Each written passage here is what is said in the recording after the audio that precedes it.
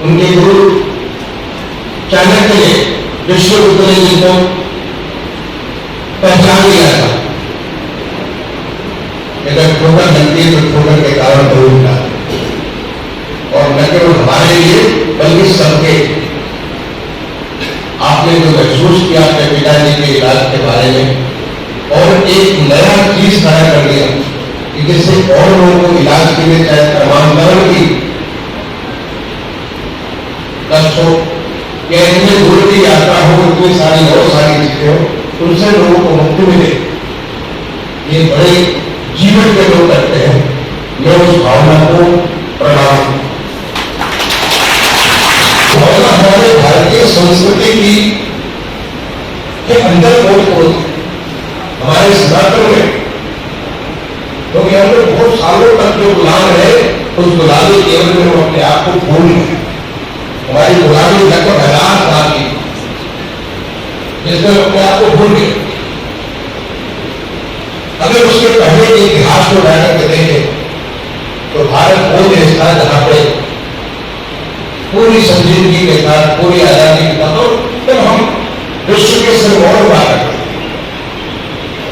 तब विश्व की अर्थव्यवस्था का 1/4 से ज्यादा भारत में अर्थव्यवस्था का हुआ करता, यहाँ पे इतनी खुशहाली हुआ करती। लेकिन जो हमें गुलामी की मानसिकता के साथ जो हमारे अंदर घर कर गया, हम अपने आप को भूल गए। नतीजा ये मिला, मैं ठोकर लगती थी, हम दोस्ती में आगे बढ़ गए। हिंदी में कहावत है, अंधेरे को कोसने से बेहतर है चिराग जलाने का प्रयास। आप कोसते रहे, चाहे 1000 बार कोसो, 1,00,000 बार कोसो, अंधेरा नहीं मिटने वाला। छोटी सी चिंगारी जला दो, देखो अंधेरा अपने आप हट जाएगा। और यही प्रयास कैलाश त्रिवेदी जी, कैलाश नारायण त्रिवेदी जी के अनुभव से आप लोगों ने किया, और मैं आपको अपनी तरफ से जो ये शक्ति की पूजा का अनुभव है, मैं अपनी तरफ से आशीर्वाद दूंगा, मैं आपसे बड़ा हूं, शुभकामनाएं दूंगा कि जिस ध्येय को लेकर खड़े हैं उस ध्येय में आगे बढ़ते जाए, कोई रुकावट नहीं होगा। अभी मुझे बड़ी खुशी हुई जब मैं अभी आपके दोनों ओपी और एमआरआई को देखने के बाद उन्होंने बड़े संजीदगी के साथ मुझे कहा कि उन्होंने एक बच्चे की जान बचाई। मेरे मन में जिज्ञासु, बच्चे की जान तो परमात्मा बचाता, आपको रोते रोते बचाने, लेकिन परमात्मा की तरीका निकाल बचाने के, तो वो खुद को नहीं किसी को बचा सकता है, तो तरीका निकाल। मैंने जिज्ञासा की कि वो बच्चे को देखना चाहूँ, और मैं एक बच्चा 8 मार्च, अभी जुमा 1 महीने हुए, 8 मार्च को पैदा हुआ। कहाँ पैदा हुआ मालूम है? ईश्वर की संतान है, कहीं भी किसी माँ ने पैदा किया उसको, लेकिन पैदा करने के बाद माँ ने उसको एक पॉलिथीन में बांध दिया और बांध करके उसको झाड़ियों के पीछे फेंक दिया। लेकिन कैसे भगवान किसी को बचाने के लिए क्या क्या व्यवस्था करते थे? वो पॉलिथीन में बंधा होता तो शायद सांस के बजाय वो बच्चा मर जाता उसी तरह, लेकिन कुत्ते वहां खुलते उन्होंने मोक्ष करके उसको पहला तो उसके लिए सांस की व्यवस्था कर, उस पॉलिथीन को फाड़ दिया और फाड़ने से उस बच्चे को सांस आना, क्योंकि सांस के बगैर हम बिल्कुल नहीं रह सकते। और फिर भगवान ने उसको कोई महिला उसे देखी, नवजात शिशु, उसको लेकर के इस अस्पताल, अभी मैं मिलकर के बच्चे को देख कर गया, उसको आपने नाम दिया है अनादि नारायण।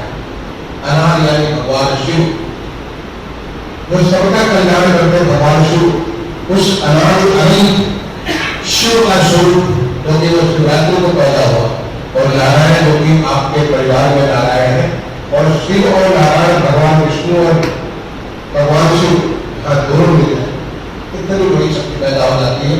उस बच्चे को 56 टाके लगे, मैंने देखा उसके पूरे शरीर पे किस प्रकार के टाके लगे हुए थे, और वो 56 टाकों को दूर करता हुआ आज वो मेरे गोद में जब बैठा तो मुस्कुरा रहा। मुझे इतनी खुशी हुई, जैसे लगा भगवान ने क्या एक कितना बड़ा उपहार हमारे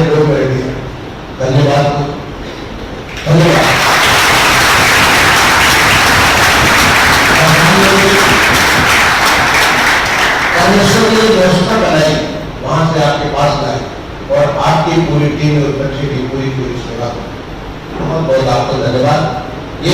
ये शक्तियां है, शक्ति अर्जित करें, यही हमारी सनातन की शक्ति है। सनातन में परोपकार स्वभाव विरुद्ध है, परोपकार जो करता है, परोपकार से बड़ा कुछ होता नहीं। इनके कहते जो देता है उससे बड़ा कोई नहीं होता। लेने वाला हमेशा छोटा होता है, देने वाला हमेशा बड़ा होता है। और तेजी में प्रकृति हमको होता है, फल देती है, फूल देती है, अन्न देती है, जल देती है, हमें जीवन देती है, और उसलिए प्रकृति को हम लोग पूजा करते हैं, अलग अलग रूप में पूजा करते हैं। आपने अभी यहाँ पे मंच से बताया कि जो भगवान श्री राम की प्राण प्रतिष्ठा हुई 500 साल के बाद, इंतजार के बाद अयोध्या में अपने घर में भगवान राम वापस आए और आपने व्रत लिया कि आगे आने वाले 5000 सर्जरी ऑपरेशंस आप लोग शुरू।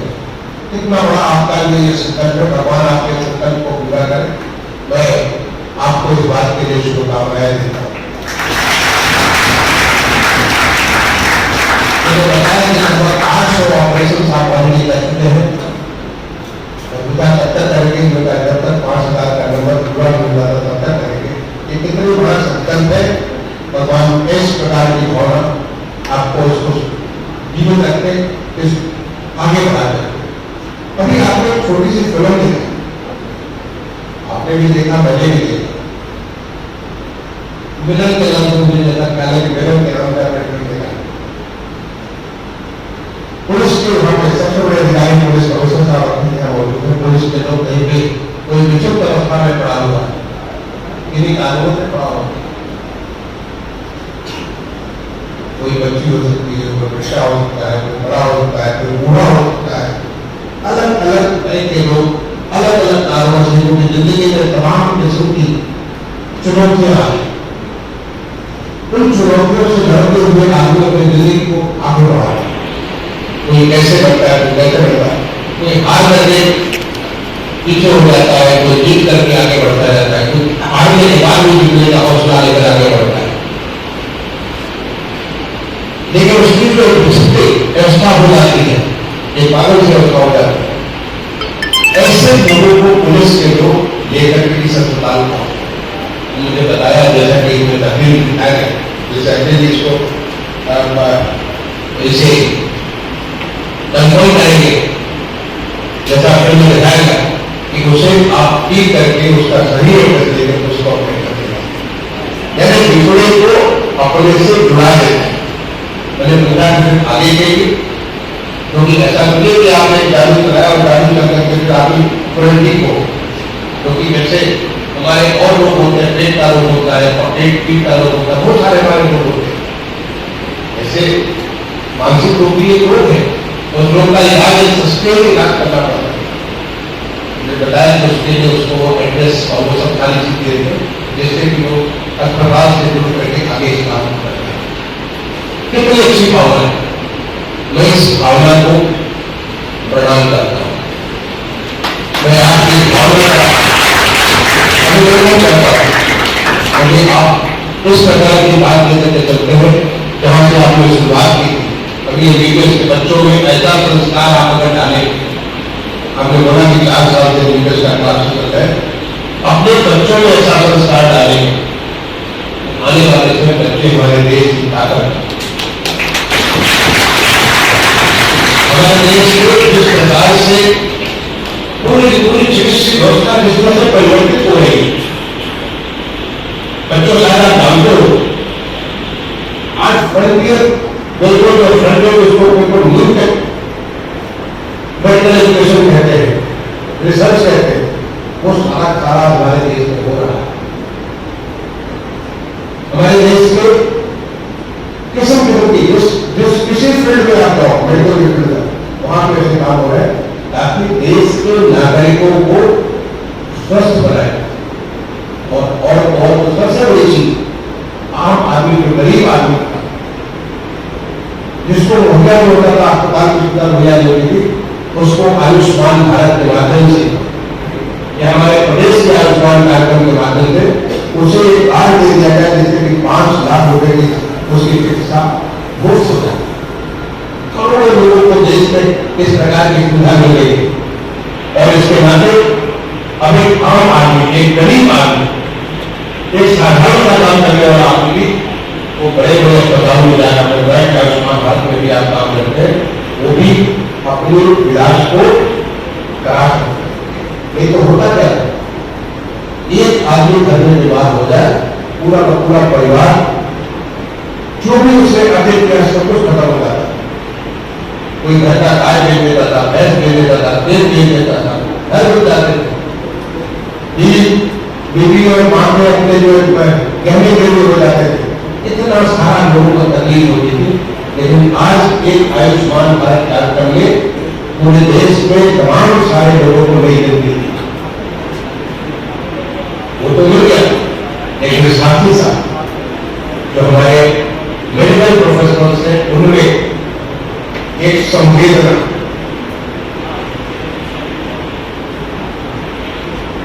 आवश्यक है।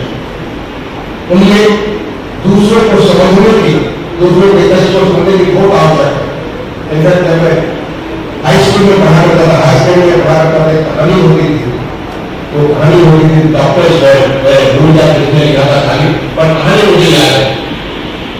डॉक्टर्स एक डॉक्टर का शब्द कितना महत्वपूर्ण होता है, और वो तभी हो सकता है जब आप उसके साथ अपने इमोशनल अटैचमेंट, आपका एक इंटेलिजेंस अटैचमेंट है और दूसरा आपका इमोशनल अटैचमेंट, और वो लोग आप यहाँ पर उसकी गंगा बहा रहे हैं। जिस प्रकार से आपने लोगों को जोड़ा हुआ है, हमें भी आप इन बच्चों में वो संस्कार दीजिए कि जब वे किसी को, बेशक कोई भी, मेरे घर का हो सकता है, मेरे माँ का है, तो हमारे देश का नागरिक, और हर नागरिक हमारे देश के लिए आवश्यक है, क्योंकि देश अब एक नया देश बनने के लिए आगे बढ़ रहा है। वो है विकसित देश। विकसित भारत का संकल्प लेकर के देश आगे बढ़ रहा है, और विकसित भारत तभी संभव होगा कि हमारा देश, हमारा नागरिक स्वस्थ, सक्षम, स्वस्थ और समृद्ध। इसके लिए आपके जो ये होने वाले जो डॉक्टर्स है, उनका रोल बहुत महत्वपूर्ण है।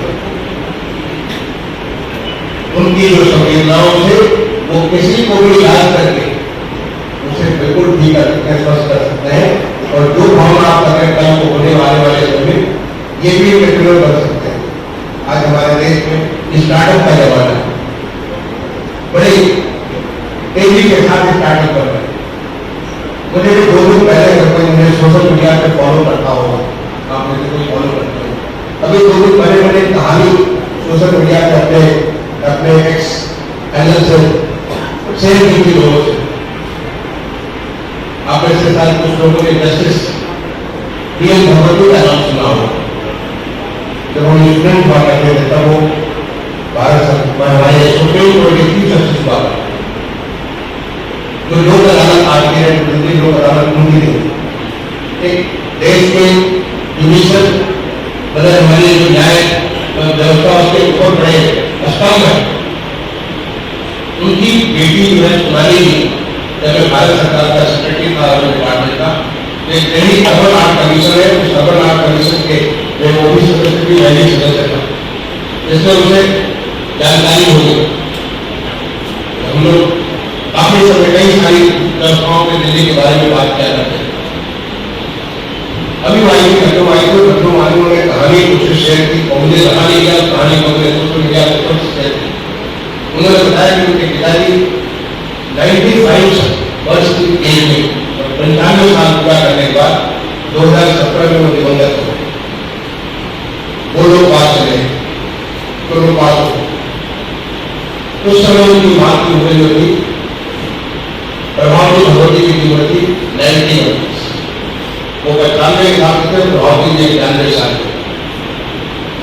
3 बेटियों की, एक बेटी अमेरिका में डॉक्टर, दूसरी बेटी कॉर्पोरेट लायर, काफी बड़ी सुंदर, तीसरी बेटी जो कि आर्किटेक्ट इंजीनियर डिजाइनर सुनाली जी की, जिसमें जानता था वो अभी आई नहीं। कि कैसे हमारी जिंदगी कटे। 91 साल के बाद जिंदगी कैसे, तब तो बहुत एक्टिविटी होगी, जैसे भगवती पूरे देश दुनिया घूमते करते थे, तमाम सारे जगह वो इंटरनेशनल लेवल ऑर्गेनाइजेशन में इंटरनेशनल कोर्ट ऑफ जस्टिस को सारी स्टेबल में और इसलिए उनकी भाई बहन बनाते हैं तो काम होता है पति का ध्यान रखना दूसरा अपने बच्चों का ध्यान रखना बहुत जरूरी बच्चे का ध्यान रखना। लेकिन अब किस आदमी इसके ले जाएगा और सोचिए कैमरे साथ आपको जान करके खुशी होगी कि उन्होंने कैमरे साथ में कुछ बनाने के लिए कहा कि वहाँ इसलिए बस अच्छा काम जानती हूँ मैं मुझे खाना बनाना होता आखिर यही स्टार्टअप कर 91 साल के अवस्था में उन्होंने नानी का नाता के नाम से गुड़गांव में शुरू किया और आज वो 97 साल की है और अभी भी नानी नाता वो खुद रास्ता में आती है बनाती है वो गुजरात की है गुजरात में आपको ढोकला सुना होगा पापड़ा सुना होगा बहुत सारी गुजराती फूड वो बना करके लोगों को नाश्ता समझ कर देते हैं और उसको जो जोमेटो जो तमाम सारे ई कॉमर्स पोर्टल में वहां भी लेके जाते हैं महीने में कहीं 2 लाख रुपए की इनकम उनकी हो जाती है सब कुछ बचत करने के बाद वो 2 लाख रुपए कुछ चाहिए नहीं क्योंकि जितने फैसले उनका बैकग्राउंड है उसको किसी न किसी सरकार का काम है चाहे किसी को चैरिटेबल संस्था जो कोई बच्चों का ध्यान रखने वाला जो ओल्ड एज को ध्यान रखने वाला जो किसी को ध्यान बीमारी को ध्यान रखने काम है ये कहानी मुझे प्रेरणा लगी मुझे हाल ही में तत्काल इस पर सोशल मीडिया में जो फोटोग्राफ के वीडियो साथ में शेयर किया और मैं आपसे इसलिए शेयर कर रहा हूँ 2 चीज की ये बदला हुआ भारत ये नया भारत है और नए भारत में अवसरों की कमी नए भारत में नए काम कोई नए काम शुरू करने की कोई उम्र नहीं लोगों की सेवा करने की कोई उम्र नहीं कभी और तुम तो बच्चे अभी बस शुरुआत करने वाले हो अभी तुम विदेश की डिग्री लेकर के निकलोगे समाज में तमाम सारे लोगों की सेवा करने के लिए तुमने से बहुत सारे लोग कर सकते हैं मैं तो आशीर्वाद दूंगा तुम्हें से कुछ लोग जैसे कि हमारे इस संस्थान के संस्थापक ने जैसे कुछ काम किया ऐसा कुछ बड़ा काम करो जैसे कि देश की जो हमारी विकास भारत बनने की जो यात्रा है वो यात्रा पूरा होने में तुम्हारा वो बड़ा योगदान है। मैं इन्हीं बातों के साथ एक बार दोबारा सारे लोगों को अपनी तरफ से नवरात्र का शुभकामनाएं देते हुए 9 वर्ष की शुभकामनाएं देते हुए और हमें जो मौका दिया आज आप सबके बीच आकर के ये शुभ कार्य करने के लिए मुझे भी कुछ उसका मूल्य मिलेगा अवश्य मिलेगा क्योंकि मैं भी इस काम के साथ जुड़ गया वो अवसर को आपने सौभाग्य दिया उसके लिए धन्यवाद देते हुए अपने वाणी को विराम दूंगा धन्यवाद। नारायण ग्रुप ऑफ इंस्टीट्यूशंस के अध्यक्ष श्री अमित नारायण जी यहाँ के मैनेजिंग डायरेक्टर श्री उदित नारायण जी अन्य सम्मानित अतिथिगण इस इंस्टीट्यूशन के जिस अस्पताल का मैंने अभी विजिट किया वहाँ की मेडिकल सुपरिटेंडेंट रोहिणी जी मेडिकल कॉलेज के छात्र छात्रागण और अन्य अतिथिगण आप सारे लोगों को जो हमारा नया संवत्सर कल यानी 9 अप्रैल से प्रारंभ हुआ है विक्रमी संवत 2081 का उसके लिए नए वर्ष की बहुत बहुत शुभकामनाएं।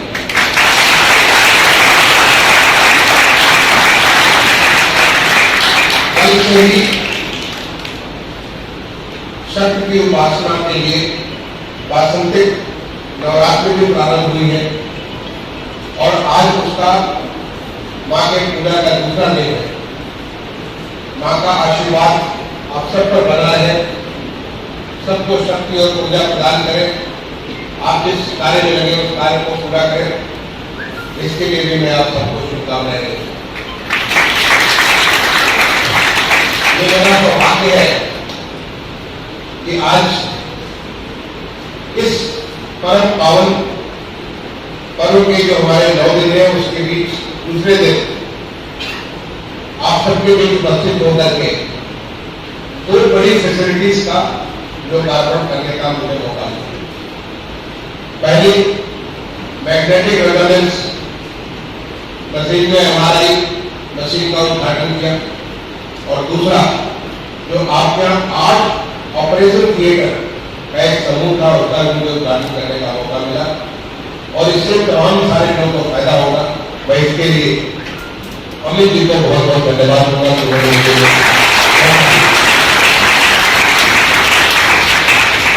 अमित जी से मुलाकात एक कानपुर के अधिकारी थे, उनके पारिवारिक फंक्शन था लखनऊ में, वहां पर मुलाकात हुई। उन्होंने बड़े प्यार से बड़े सम्मान के साथ उन्होंने मुझे अनुरोध किया कि उन्होंने नई एमआरआई मशीन ला रहे हैं और उस मशीन का उद्घाटन मैं करूं। तो मैंने उनसे और उसके बाद तुरंत वहां पे जितने सारे लोग थे, जैसे राजशेखर यहाँ पे मंडल हुआ करते थे, विशाख यहाँ के जिलाधिकारी होते थे, यहाँ के जो पुलिस कमिश्नर थे, सबने इतनी तारीफ की कि इन्होंने जब कोविड की महामारी आई थी उसमें अगर एक आदमी रॉक जैसे खड़ा था वो थे अमित नारायण और इसकी इतनी तारीफ की इतने सारे अधिकारी की तारीफ कर रहे थे। मन में एक बात अंकित हो गई थी कि मैं जरूर उस इंस्टीट्यूशन को देखना चाहूंगा जिसके बारे में इतने सारे लोग तारीफ कर रहे हैं, क्योंकि अनायास कोई तारीफ नहीं कर। और आज जब अमित जी ने अपनी वो कहानी सुनाई, क्योंकि मैंने आते ही पूछा कि क्या आप डॉक्टर हैं, तो मैं तो नहीं जाना चाहता था क्या आप डॉक्टर हैं, होगा कि नहीं मैं तो डॉक्टर नहीं। इनके भाई मुझे थी आप डॉक्टर हैं, भी डॉक्टर नहीं। तो फिर कैसे मेडिकल कॉलेज चला और क्यों मेडिकल कॉलेज चला? जो कहानी अपने पिताजी कैलाश नारायण त्रिवेदी जी की उन्होंने सुनाई और जिस भावना के साथ सुनाई, मैं उस भावना को सलाम करता हूँ, भावना को प्रणाम करता हूँ।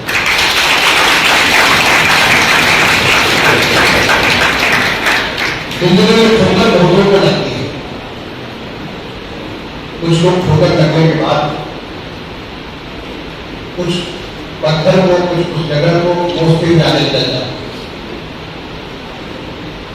कुछ लोग आगे जाकर के कहते कि बात ठोकर लगी तो ठोकर को हटने का व्यवस्था होगा और कुछ लोग madam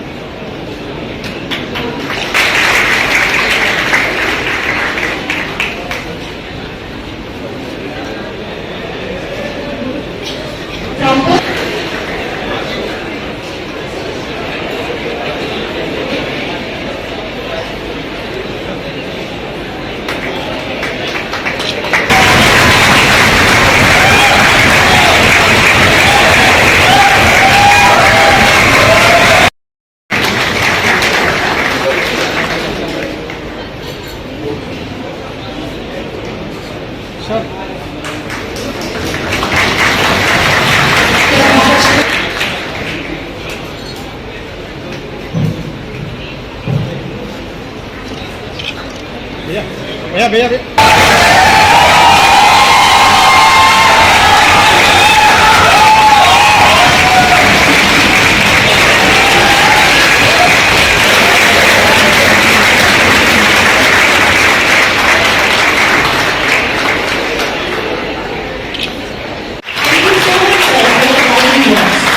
I would like to present you with a small token of love prepared by our MBBS students. I request you to kindly receive the